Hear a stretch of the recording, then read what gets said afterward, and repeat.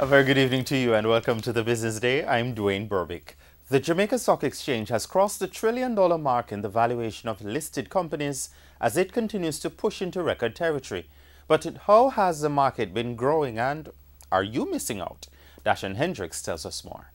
The Jamaica Stock Exchange is now bigger than it has ever been. The JC has surpassed the $1 trillion mark by achieving 1.02 trillion in market capitalization.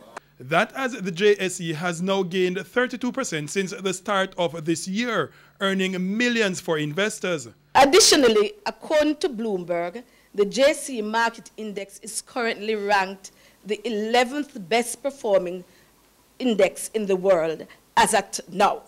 That follows the Jamaica Stock Exchange being the best performing exchange in the world in 2015 and among the top 10 last year, proving that the earnings being made from stocks now are no fluke. On Thursday, Stationery and Office Supplies added its name to the list of stocks investors can earn from after raising $95 million recently in an initial public offering IPO to list on the junior market of the Jamaica Stock Exchange. It's a lot.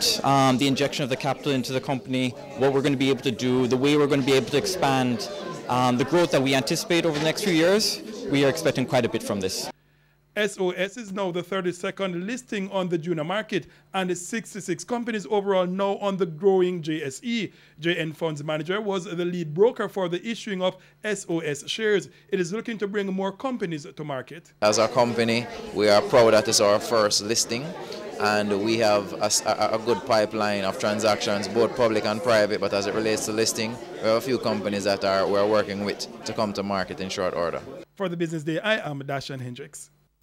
Meanwhile, stocks ended mostly lower today, but gains in heavyweight shares led the main JSE market index up more than 2,339 points, while the junior market dipped by 21 points. The winners of the day were Berger Paints, Jamaica Brawlers, the JMB Group, the NCB Financial Group, Proved Investments, and Salada Foods. On the losing end were AMG Packaging and Paper, Cargo Handlers, Express Catering, Jamaica Producers, Kingston Wharves, and Seprod. The US dollar is now selling for $128.45. The Canadian dollar costs $101.29. The pound sterling is going for $167.68, while the euro sells for $151.67. Carrera's released financials showing it made almost $4 billion in profit last year and announced it intends to pursue a stock split. The earnings were recorded from cigarette sales of $13.5 billion, or about $37 million per day. On the issue of the stock split, the company said it will ask its shareholders at its annual general meeting set for September 6 to vote on a 10-to-1 stock split. The stock is now valued at over $109, and if the stock split is done at that price, it will be reduced to $10.90, with investors getting 10 times the number of shares they hold ahead of the execution of the split. T-Tech released financials showing its revenues fell 12% between April and June.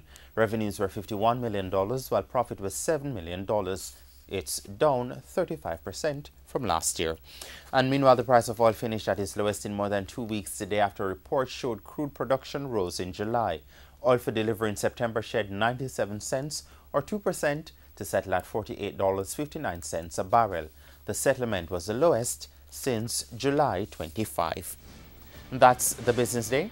I'm Dwayne Burbick. Good evening.